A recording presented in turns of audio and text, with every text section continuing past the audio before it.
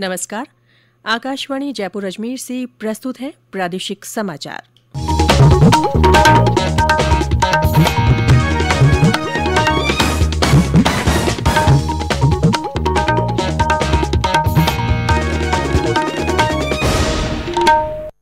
मुख्य समाचार।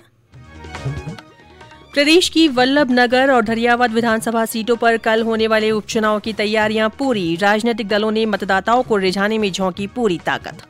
अलवर और धौलपुर जिलों में जिला परिषद और पंचायत समिति सदस्यों के चुनाव के लिए आज हो रही है मतगणना। त्योहारों को देखते हुए देश भर में लागू कोविड प्रतिबंधों को 30 नवंबर तक बढ़ाया गया। टीकाकरण का आंकड़ा 105 करोड़ के करीब। और राजस्थान उच्च न्यायालय में वकील कोटे से 2 और न्यायाधीशों की नियुक्ति। कुल जजों की संख्या बढ़कर हुई 30। समाचारों के साथ मैं रितिका गुप्ता। देश ने कोविड टीकाकरण अभियान के अंतर्गत 100 करोड़ टीके लगाकर इतिहास रच दिया है। इस महत्वपूर्ण कार्य में योगदान करने वाले चिकित्सकों, नर्सों और अन्य स्वास्थ्य कर्मियों का आकाशवाणी अभिनंदन करता है। इसके साथ ही हम आपको सतर्क करना चाहते हैं कि कोविड अभी समाप्त नहीं हुआ है। आप सभी से हमारी अपील है कि जल्द से जल्द दोनों टीके लगवाएं और अन्य लोगों को भी टीके लगवाने के लिए प्रेरित करें। त्योहारों के समय कृपया इन 3 आसान उपायों का पालन अवश्य करें। मास्क लगाएं, 2 गज की सुरक्षित दूरी बनाए रखें, हाथ और चेहरा साफ रखें। और अब समाचार विस्तार से। प्रदेश की 2 विधानसभा सीटों धरियावद और वल्लभनगर में कल होने वाले उपचुनाव को लेकर प्रत्याशी घर घर जाकर मतदाताओं से वोट की अपील कर रहे हैं। भाजपा और कांग्रेस के लिए ये उपचुनाव प्रतिष्ठा का विषय बना हुआ है। मतदान में एक दिन बाकी रहते दोनों दलों के कार्यकर्ताओं ने अपने पक्ष में माहौल बनाने के लिए पूरा जोर लगा दिया है। धरियावद सीट पर 7 और वल्लभनगर सीट पर 9 उम्मीदवारों के राजनीतिक भविष्य का फैसला करने के लिए मतदाता कल सुबह 7 बजे से शाम 6 बजे तक अपने मत की शक्ति का इस्तेमाल करेंगे। दोनों सीटों पर मतगणना 2 नवंबर को होगी। अलवर और धौलपुर जिलों में जिला परिषद और पंचायत समिति सदस्यों के चुनाव के लिए तीनों चरणों की मतगणना अब से कुछ देर पहले शुरू हो गई है। चुनाव आयुक्त पीएस मेहरा ने बताया कि 2 जिलों के 72 जिला परिषद सदस्य और 492 पंचायत समिति सदस्यों के लिए चुनाव होना था। इनमें से 2 जिला परिषद सदस्य और 13 पंचायत समिति सदस्य निर्विरोध चुन लिए गए हैं, जबकि पंचायत समिति उमरेण के एक निर्वाचन क्षेत्र में कोई भी नामांकन पत्र सही नहीं पाए जाने के कारण पद रिक्त रह गया। अलवर से हमारे संवाददाता ने बताया कि मतगणना 2 चरणों में हो रही है। जिला निर्वाचन अधिकारी पंचायत नन्नूमल पहाड़िया ने बताया कि प्रथम चरण में समस्त पंचायत समिति सदस्य निर्वाचन क्षेत्रों की मतगणना सुबह 9 बजे से दोपहर 12 बजे तक होगी। द्वितीय चरण में समस्त जिला परिषद सदस्य निर्वाचन क्षेत्रों की मतगणना दोपहर 12 बजे से होगी। अलवर जिले की सभी 16 पंचायत समितियों के कुल 352 पंचायत समिति सदस्य और जिला परिषद के 48 सदस्यों के चुनाव के लिए हुए मतदान की गणना की जाएगी। वहीं अलवर जिला प्रमुख का चुनाव 30 अक्टूबर को जिला परिषद सभागार में होगा। इसी दिन प्रधानों का चुनाव पंच मुख्यालय पर होगा। अविनाश मल्होत्रा, आकाशवाणी समाचार, अलवर। इधर हमारे धौलपुर संवाददाता ने जानकारी दी कि वहां कड़ी सुरक्षा व्यवस्था के बीच वोटों की गिनती की जा रही है।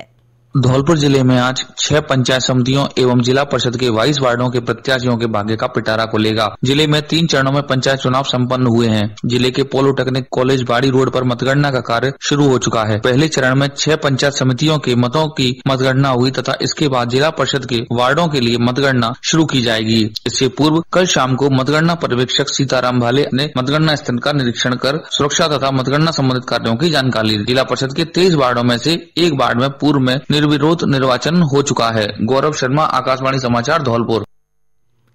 राज्य निर्वाचन आयोग ने बताया कि चुनाव परिणामों की घोषणा के बाद विजयी जुलूस या रैली निकालने और लोगों को इकट्ठा करने या आम सभा पर प्रतिबंध रहेगा।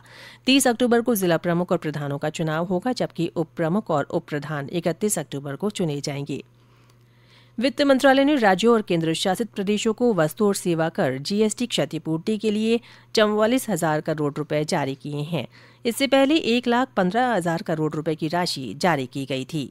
इस वर्ष मई में हुई जीएसटी परिषद की 43वीं बैठक में फैसला किया गया था कि केंद्र सरकार 1,59,000 करोड़ रुपए का ऋण लेगी। इसे राज्यों और केंद्र शासित प्रदेशों को मिलने वाले कम मुआवजे की भरपाई के लिए दिया जाएगा।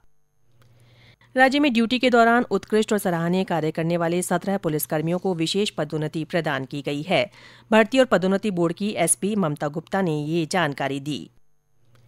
दुष्कर्म और यौन शोषण जैसे अपराधों पर रोकथाम के लिए न्यायपालिका त्वरित निर्णय सुना रही है। इसी क्रम में अजमेर में नाबालिग से दुष्कर्म और मौत के मामले में आरोपी को पोक्सो कोर्ट ने आजीवन कारावास और 2.5 लाख रुपए जुर्माने की सजा सुनाई है।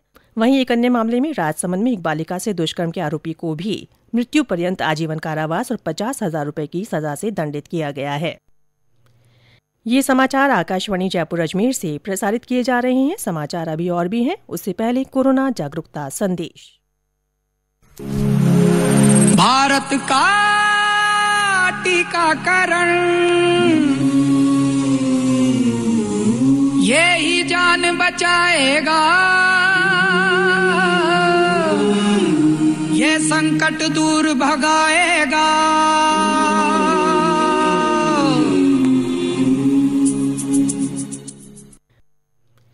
प्रादेशिक समाचारों में फिर से आपका स्वागत है। गृह मंत्रालय ने कोविड महामारी के प्रसार को रोकने के लिए देश भर में लागू प्रतिबंधों को 30 नवंबर तक बढ़ा दिया है। इससे पहले मंत्रालय ने राज्यों और केंद्र शासित प्रदेशों से जांच, पहचान, उपचार, टीकाकरण और कोविड उपयुक्त व्यवहार संबंधी 5 स्तरीय रणनीति पर ध्यान केंद्रित करने को कहा था। त्योहारी मौसम में कोविड संक्रमण बढ़ने की आशंकाओं को देखते हुए राज्यों से सामूहिक आयोजनों के दौरान अत्यधिक सतर्कता बरतने को भी कहा गया है।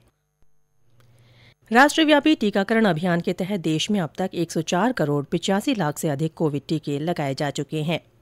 वहीं प्रदेश में अब तक कुल 6 करोड़ 21 लाख 47 हजार से ज्यादा वैक्सीनेशन हो चुका है। 4 करोड़ 24 लाख 34 हजार से ज्यादा को पहली और 1 करोड़ 97 लाख 13 हजार से अधिक को दोनों डोज दी गई है।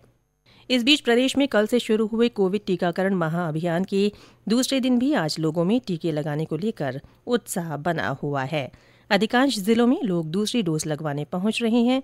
वहीं टीकाकरण से छूटे लोगों को भी टीके लगवाने के लिए प्रेरित किया जा रहा है।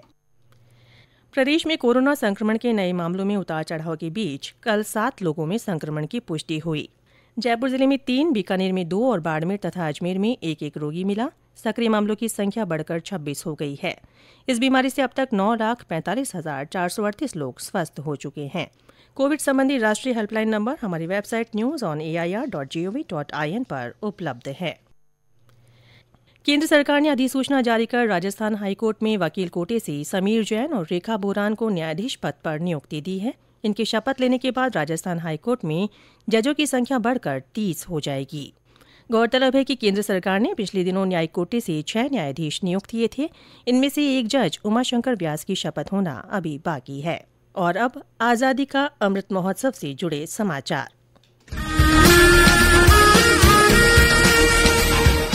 आजादी का अमृत महोत्सव।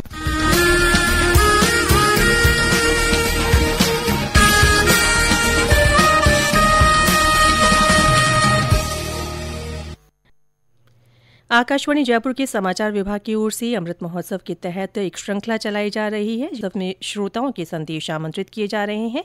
श्रोता देशभक्ति और प्रेरणादायी संदेश रिकॉर्ड कर हमारे व्हाट्सएप नंबर 9414052368 पर भेज सकते हैं।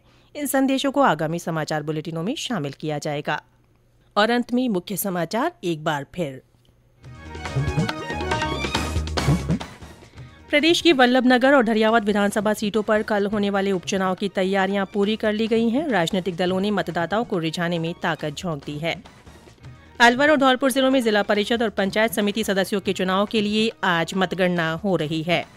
त्योहारों को देखते हुए देश भर में लागू कोविड प्रतिबंधों को 30 नवंबर तक बढ़ा दिया गया है। टीकाकरण का आंकड़ा 105 करोड़ के करीब पहुंच गया है।